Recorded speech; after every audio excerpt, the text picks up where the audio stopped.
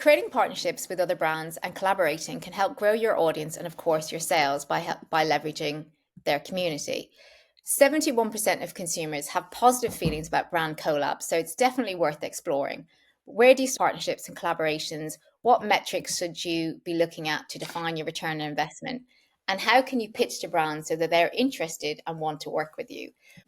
These are all topics I'm going to cover today with Natalie Chappel. It's And okay. Natalia is the founder of NC & Co, a digital marketing consultancy helping brands scale. Natalia is a digital marketing specialist with over 10 years experience in the luxury and lifestyle sector, most recently heading up marketing and e-commerce at the Hook Group. Natalia, thank you so much for joining me today. Thank you so much for having me. So tell me a little bit about your background and what it is that you do.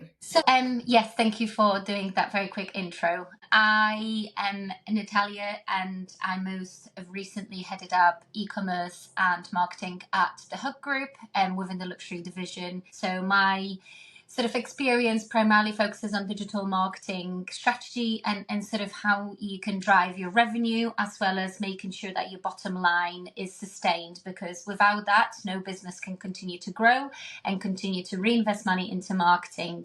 Digital marketing realm in sort of across PPC, paid social, all the sort of channels that you can think of, and as well as offline, post-pandemic events, partnerships, which I know we'll be talking about, are huge and actually a great opportunity for brands to expand their brand awareness and reach. And so a little bit on octopus, if anyone was to describe me as that, but I'm super passionate about helping brands grow through different means of marketing strategy.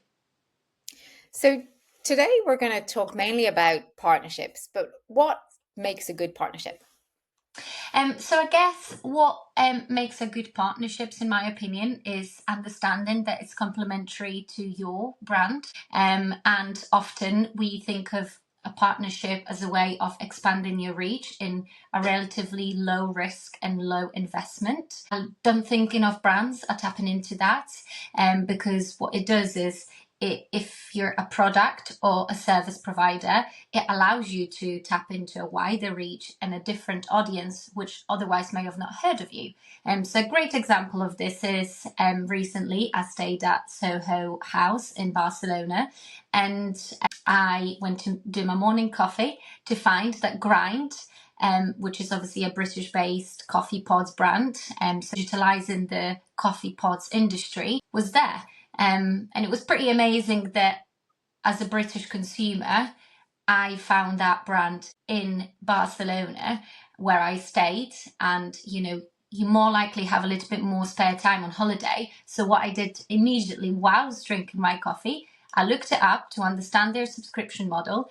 And by the time I got home, I'd had Grind coffee pods on way to my house. And so I think it's a great example of that partnerships and how it's complementary to both brands to work with each other to be able to sort of widen your reach.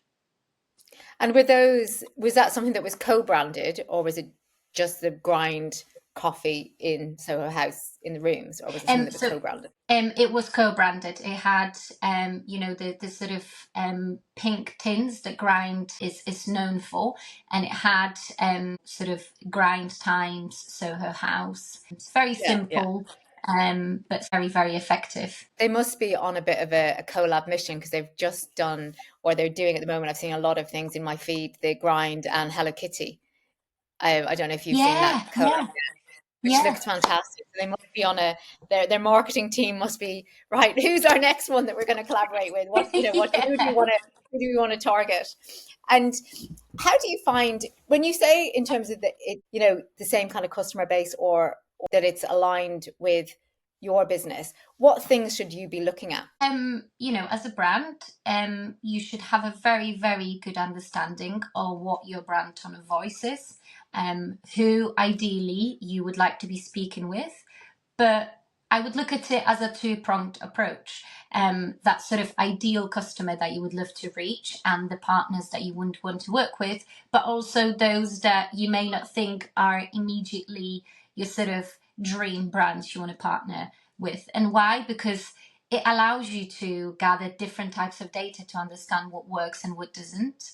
And what I mean by that is, the most wonderful example, and for those that haven't seen it, I would highly encourage you to look up Refi Times Curb Wines, a little wine shop, I suppose, in Manchester. And what Refi did, you would think lip gloss and wine don't quite have much in common, but actually what they do is they portray that opportunity to create a lifestyle. And what they did there is they invited customers for every wine glass you got, or every wine glass you bought, you got a free lip gloss. And it was a huge opportunity to get to know some customers, get feedback from there and then, and with a little money spent on sort of bringing the POS to life in the wine shop, it was a great opportunity to create content, to sort of talk to that wider customer who are wine shop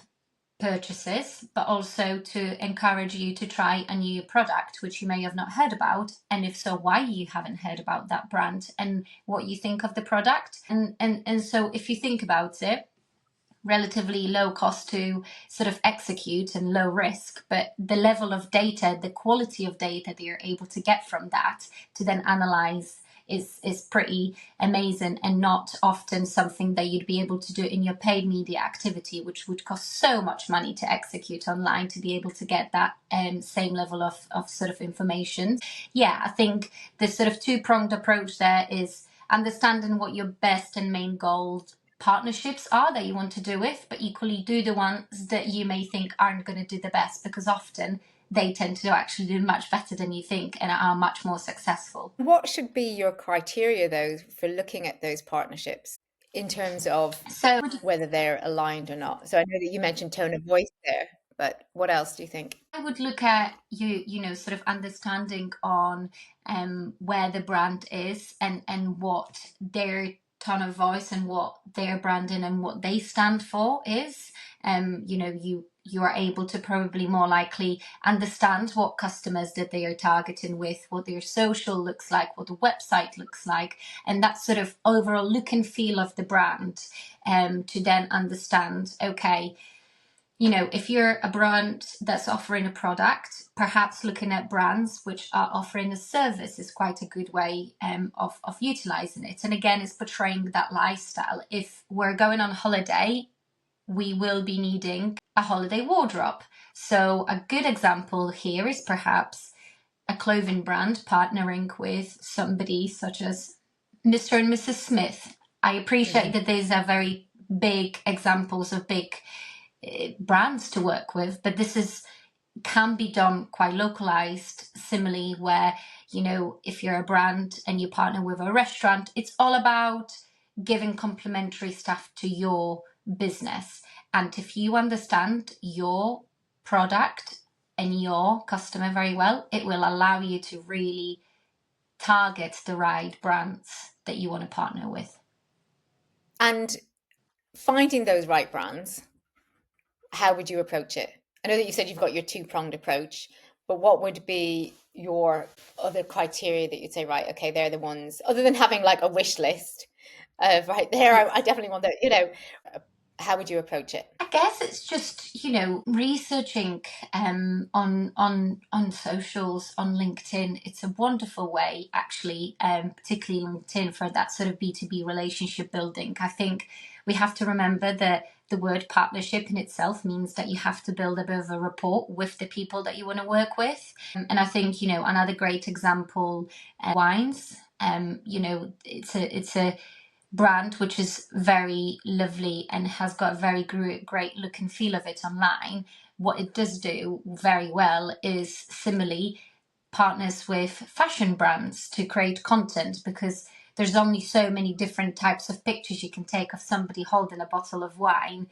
And so what they do is they partner with fashion brands to provide the outfits to then be able to create different type of content. How Amy Wines would have come about it would be simply defining what your sort of objectives are that you want to get out of it, and what deliverables is that you want to get out of the goal.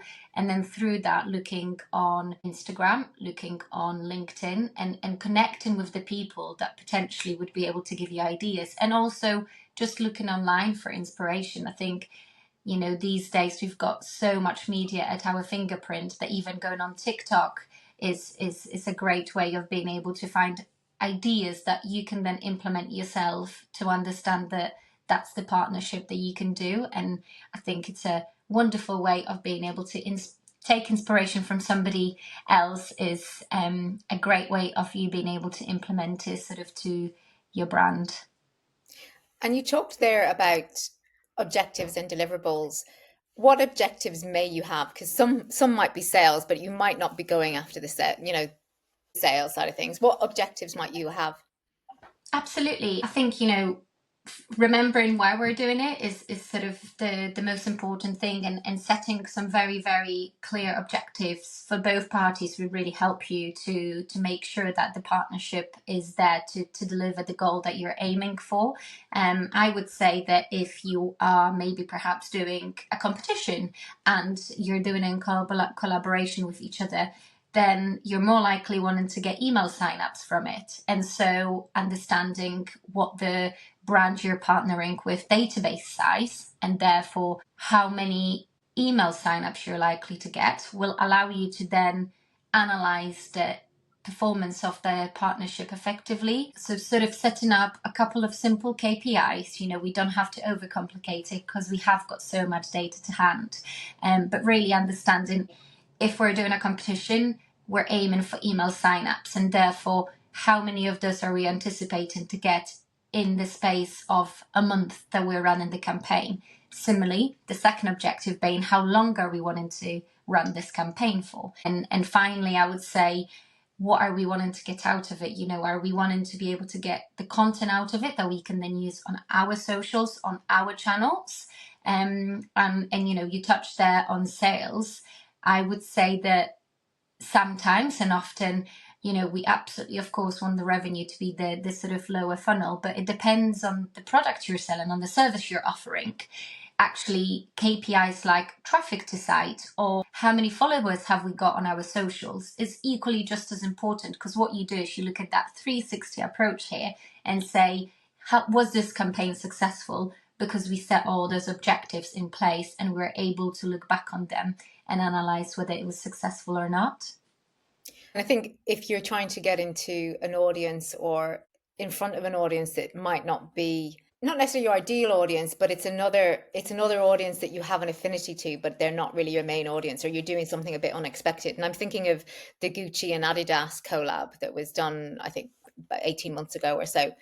You know, two very different, and I know they're both clothing brands, but two very different brands with what you might think would be a different customer base, but then coming together to introduce each other's audience, to see, you know, to reintroduce the brands to each other's audience. As Gucci, but you wouldn't necessarily put the two of them together.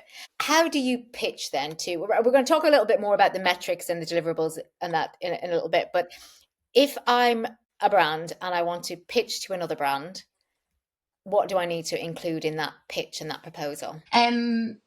Yes, and actually, sorry, just before I answer the question, going back to the point you mentioned about you know, the collab, then I completely agree. I think, you know, another great example is Jacquemus with Nike. Again, why are they two collaborating when they're so far end on the scale? And I think those partnerships are sort of the starting point of how people now do them in different meanings. And there are two brands which have got very different target audiences. So again, you don't perhaps necessarily expect immediate revenue, and actually they tend to be very difficult to get hold of.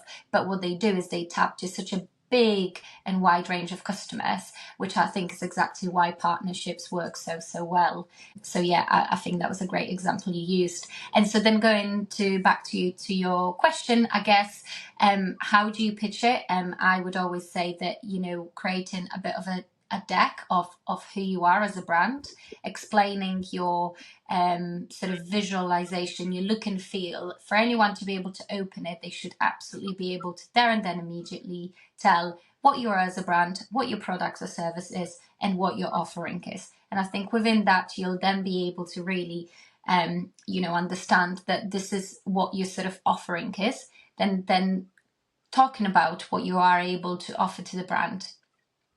Is your database particularly engaging? And if so, if that's that sort of unique selling point that you can pitch to the brands, that they absolutely should be working with you because you've got a very, very highly engaged audience. Or is your organic following really, really high? And therefore, if you do a collab post with a brand, then they will benefit from that hugely. Really think about almost like a sales pitch. You've got to want to make those brands want to partner with you, and the best way to do it is have a brand document that is all singing, all dancing, so that they can't say no. Be proud of what your brand is all about, and really, really list those USPs, so then the brand can't say no. So who you are, who your customer is, how big your audience might be, and sales and revenue. How key is that at this, in terms of what the brand turnover is? Probably wouldn't say it is. It's sensitive data to be able to share immediately, and I probably wouldn't say that is necessarily something that you've got to be sort of doing immediately. No. So relatively short and sweet, but covering that they get a real sense of who you are. And in that first intro, would you be going in with ideas, or this is more just a real, this is what we are about, let's have a chat? I think having a sense of ideas would be helpful, and I suppose cut out the back and forth. Everyone gets so many emails, and so I think it's important that you make it snappy, straight to the point, with clear sort of USPs within the pitch that you're offering, but then adding additional ideas onto maybe how you can work together. Yeah. Okay. And because I know sometimes with brands, they can, and I know from when I used to be a buyer, and it's very different when you're pitching to retailers, but they can be war and peace, and no one has time for war and peace in a pitch deck. Do you know what I mean? No, honestly, we really forget, don't we, that it's like you could just go on and on and on, couldn't you? Which is why it's just so important to cut through the noise. Can you give a little bit of a interesting fact about what your brand is about, to kind of get them to get hooked on? This is exactly what we talk about, and I know it's not the same, but when you talk about TikTok and why those videos that go viral are the ones that have a hook, a visual sort of hook as well, that's what you have to do. You have to have that pitch so good that a brand want to look at, and then a couple of ideas on how you can partner together would be great, because it's shown that it's relevant to who you're reaching out to, which is probably why it takes a little bit longer to then say, if we're working together, this is how we can bring it to life, and perhaps then offering them something in exchange, because no one likes to sort of be asked to just give and not, sort of take. So it's a partnership at the end of the day. Let's say you've secured your partnership. How long can that normally take? That whole, that engaging process, and what's the shortest and the longest you've seen it? Oh gosh, the longest, and that really isn't over traumatizing it. It's been a year and a half to Yeah, see. I've gone back Yeah, and forth, and yeah, yeah, and it really, and then exactly seeing the vision sort of come to life, and that's with working with big people. So a three-way partnership where I, as a retailer, worked with a brand which we stocked to then do a Barbie collab. So working with Mattel, huge, obviously global business, who then produced bags with a brand that we then stocked on our retail exclusively to us, and it was the longest partnership you can possibly imagine, because there were so many sign-off processes and so yeah. many different things to kind of go, and there was so much back and forth. Then some that are quite low key and a lot less sort of required to have so many different sign-off processes, where would say from initial conversations all the way to execution, a month or two actually. So it can be done well. And what I have learned from those is being clear and concise and what you get out of it, and setting deadlines and meeting those, and kind of not overcomplicating it. I suppose there's so many different intricacies with the one that you talked about that took a long time. A specific product was being manufactured that was exclusive. Yeah. The other one may have been, I don't know, but the other one may have been it's a collaboration conversation rather than Yes. a product is being specifically made that both are, that both are taking a bit of a percentage from it. Do you know what I mean? It's not, you're not starting from the draw from a blank No. piece of paper with the other one. Yeah. Exactly. And the other example I used there was service based. So it's working with a retailer to offer a service, and even brands like Secret Escapes. In this example, it was an email exchange on both parties of sending two different types of offers to audiences with get your summer wardrobe ready to go on holiday, and then targeting users who go on holiday to get their summer wardrobe. So very complementary in that aspect, but it required one channel to execute, with sort of exchanges and email sign-ups, and it was a very clear objective that both parties were aiming to get out of sign off on offer, and then sort of agreed timelines on when the emails went out. So very, very quick way of executing it. And I think it's really good actually to look at partnerships in that way, because it doesn't always have to be a product. It can be just an email list collaboration, and a share, you scratch my back, I'll scratch yours. It can be very simple rather Yes. than a product being manufactured or something Yeah. like that. I think it's good for people that are listening in thinking about, when you're thinking about partnerships and collabs, it can be just introducing something that both of your audiences might share, or sorry, but that both of your audiences would benefit from, and that might not necessarily be your actual physical product, or creating something brand new. It can Yeah. be something that's existing. When you're negotiating and your terms and everything that you need to think about, and if we take for an example an actual physical product example rather than a service, what do you need to be aware of, or what should you include or be thinking about in that negotiation? There's probably quite a lot more complexity when it comes to producing a product in partnership with, in the sense that you have got to make sure that both brands' objectives and both brands' sort of regulations are met, and depending on who you work with, they can be quite demanding sometimes. So having this very clearly set out in the contract is really important. The expectations of what's to come out of these partnerships when you're promoting a product is also a really big one. And sort of, if you are going to talk about it online, then the user rights and the imagery and the actual bringing the product to life, in the sense that you've produced a product, well, you now need to obviously shot it for a campaign. And are you shooting it on a model, or are you doing an influencer content creation? And if so, what are the sort of assets that you're going to get out of them, and then the rights that both parties can use? Because that in itself is a minefield. If you're using it on a model, then do both parties have the model usage rights, and how long are the usage rights for? It's quite a complex and long setup, but it needs to be set out clearly in the contract. And then it means that there's no ambiguity within either party. That if you're going to do it online and talk about it on your socials, that you both have got the rights to do so. Again, marketing budget.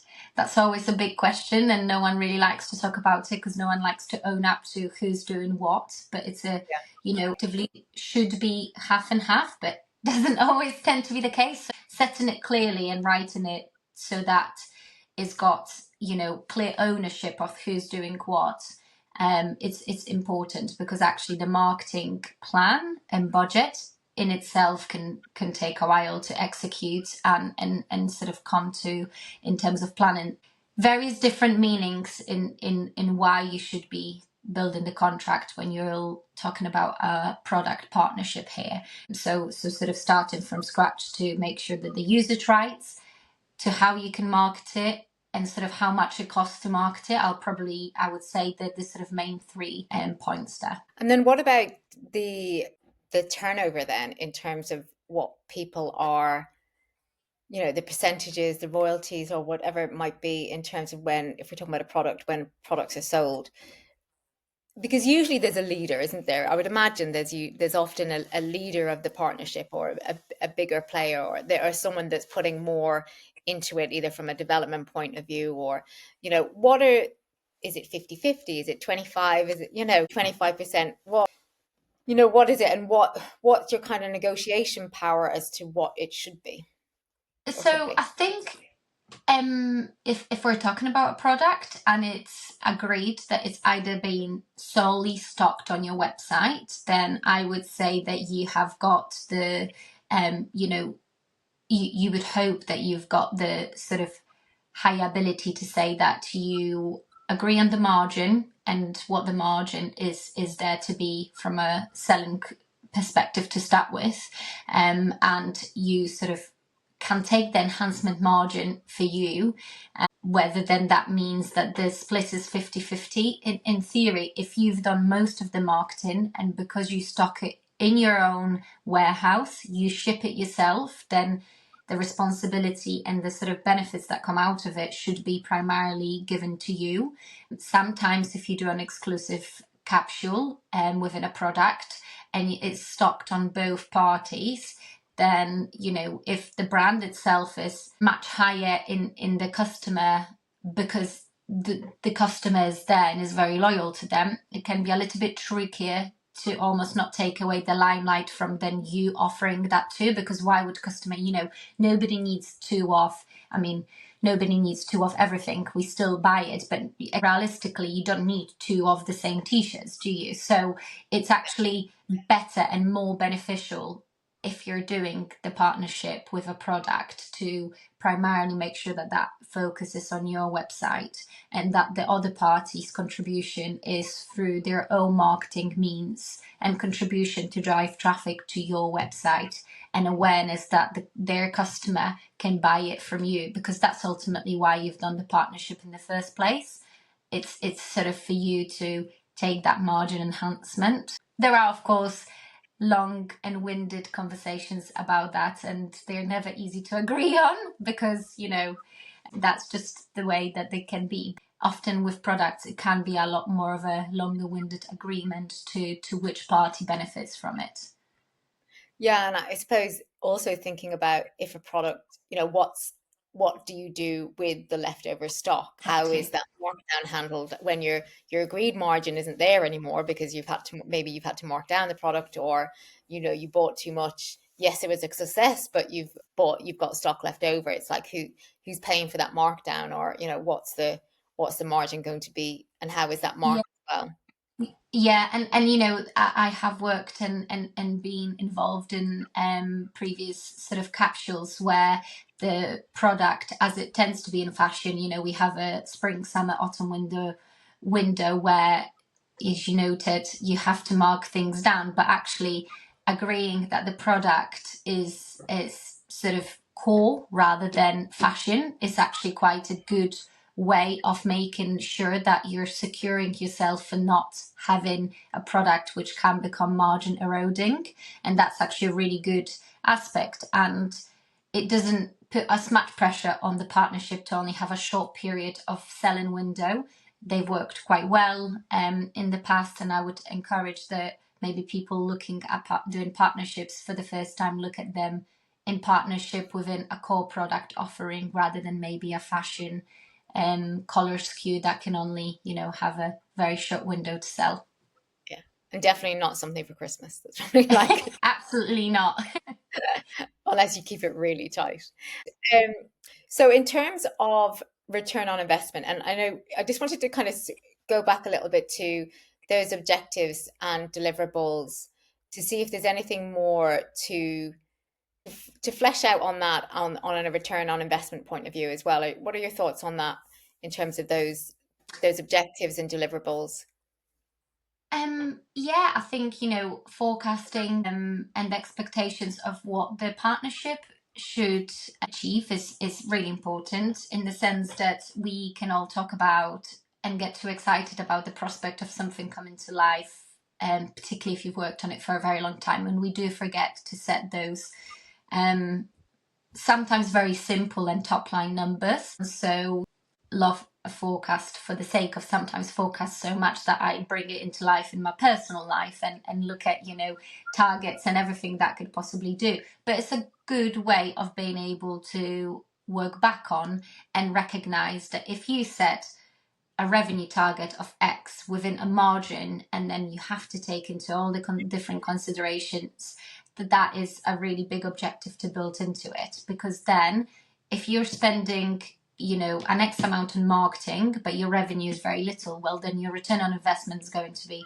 very small. And again, looking beyond just the revenue, you've got to make sure that the partnership is doing exactly what it's doing. It's widening your brand audience, it's widening your brand awareness, and it's reaching a new audience, which you otherwise wouldn't have been able to do. And so having those hard KPIs in numbers built within your objectives, and working on, if we're needing to get an X amount of revenue, then we can only really taking into consideration how much the product actually cost within that sort of underlying revenue figure, then that's how much marketing budget we should feel comfortable to spend. And I think that these are really good metrics for you to aim towards the end goal of that sort of return on investment, because ultimately that's what we want to do, and we want to see a healthy figure at the bottom of it. And so, yeah, you could really overcomplicate it and add delivery, and if you're stocking it in your warehouse, then obviously that's going to cost additional money too, so fulfillment cost comes into to play. But having almost like a mini P&L built within it would actually really allow you to have some numbers that you feel both parties are sort of comfortable with, and that you both have a part to play in it.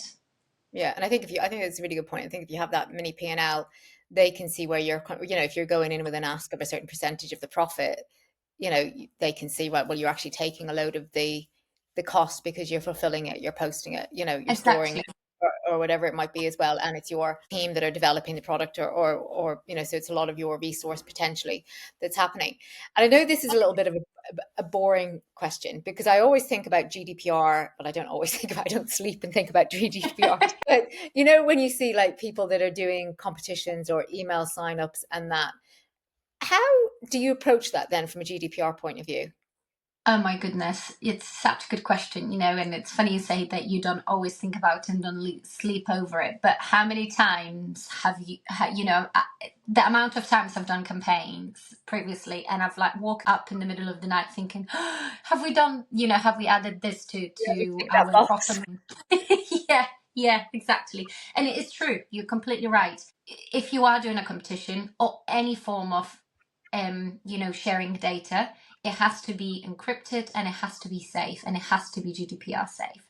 If you are doing a competition, thinking about, I'm a huge tennis fan, and Wimbledon's coming up at the moment, and actually, I am the perfect sort of, I suppose, audience to target for every single competition that everyone's doing in partnership with Wimbledon, because I absolutely will to sign up to every single one of them. What's important, in fact, I just saw Audi doing one with Wimbledon, and getting the chance to go to Wimbledon. And so the user journey there has to be that you have to opt into both and agree to be able to be marketed, and have marketing emails received by both parties. Then once you actually do that, then you have to make sure, and a lot of people forget about this, that to be able to download that data and share it with the person, it can't just be through email, because that is not GDPR safe, because you've got people's email addresses, first and last name, and sometimes you may ask another preference. So that in itself has to be GDPR safe, and it has to be encrypted with a password to make sure that it is GDPR safe. So that is the biggest point to think about, really. And so that's sharing the email, that's sharing the data with Yes. your partner, but with the brand that you're collaborating with. But in terms of that initial ask, is it just the emails that are going out that you're saying, this tick box, your data will be shared with third parties, or the other party, or you name that brand, please tick here to agree? Is that kind of, is it going to be as simple as that? Yeah, absolutely, but it has to be the two ticks. So it can actually almost be, and I know that there are different ways, and I have seen various different people doing it in different ways, but you have to make sure that you're asking and telling the person that's signed up that they're given their email address, that they are agreeing to be contacted by a specific brand, as well as, because sometimes you will get targeted by brands that you may have heard of, but haven't actually signed up to also their database if they've done it through, say, paid social. So they might not also have your email address. And so you have to make sure that if you're asking to sign up for people, that you're doing it with both your own email marketing as well as agreement to be contacted by the person you're partnering with. One of the last kind of things I wanted to ask you was, so you've agreed the partnership, everything's signed, all good to go. In terms of marketing, how far in advance would you say to be talking about that partnership that's happening? In terms of timeline, or sort of before you actually release it and announce it available to buy, what timeline would you say? Yeah, in terms of getting people excited. I know Barbie mentioned Barbie there, and I know that took a long time but they also started doing promotion on that as a film 2 years in advance. If we're talking product launching or collaboration launching, from a marketing point of view, what are the key timelines that you want before you launch? The key milestones? I think there's a sweet spot in keeping your customer engaged, but also making sure that they actually come back and convert, because that's ultimately the goal. If you do it so far in advance, and we've always actually looked at it from like a 2-week prior. And if it is a partnership with a product of a brand that you're working with, then, and all my experience, I've always done an event before the product goes to live. So that tends to be, like a week before, and it's a great way to get all your PR and press people to go down and feel and look the product itself, that they can then prepare all the activity to go live when the product actually is live on site. But I would say that if we're talking about a product as an example here, a 2-week prior to going live is sort of a sweet spot, and have done a relatively big amount of sort of data analysis on that, because the customer is engaged. You have to do a fair amount of it and actually spend a bit of marketing to kind of get it in front of people, so people get super excited about it. But you don't want to spend so much money in that they land on your website, when you have a sort of sign up for when the collection goes live window. But then when the collection actually does go live, it's left it so long in advance that people have forgotten about it. You want to sort of almost get them when they're ready to convert, and that 2-week window pre-launch is sort of the sweet spot. Yeah, so bombard them during that 2 weeks, Yeah. and hit them heavy with it, because so many people don't see your content. They might see the email, they won't see the Exactly. story, they don't see the reel, but they'll see something else. So it's Yes. kind of like hitting your customers or potential customers from all different angles for that Exactly. 2-week kind of period of time. I do think it's quite good to give a bit of tease as something's coming, but then when it's ready, to be like, Go really full on. wild. People Absolutely. they get fatigue. They're just like, oh, leave me alone. Exactly. Yeah. And that's why we sort of always, I always think that creating that FOMO experience is quite good. And, you can bring the product to life by saying the influencers have viewed it first and they all post about it themselves. And again, not having the same influencers attend a event where you promoting your product is hugely important, because then you probably likely will be following the same followers, whereas if you invite different types of influencers, then they will widen your reach and more people will have heard about the product. So doing like a physical small pop-up would be really, really good to then launch your product online, because you've got loads of content that you can talk to your customers about too. And it's a nice way to create that content which is really authentic, which is going to do better than those sort of e-com shots, which of course are needed for your website anyway. But yeah, I think that's a sort of sweet spot. And like you say, we're so overwhelmed with media and how much there is. It's there's a reason why our attention span is less than a goldfish. So hitting you at the right time is really important. And Natalia, thank you so much for all your tips and advice. How can people work with you and where can they find you? You can find me on my website, which is www.nataliachappel.co.uk. You can also drop me an email at contact@nataliachappel.co.uk. And ways of working with me, I think I talked about different ways of accelerating your brand awareness. But if you are ever stuck in how to do your digital marketing strategy, come and chat to me, because I'm super passionate about doing everything holistically, because it's so important to drive revenue to your business, but also doing it efficiently as well. And you're on Instagram as well, and we'll put Yes.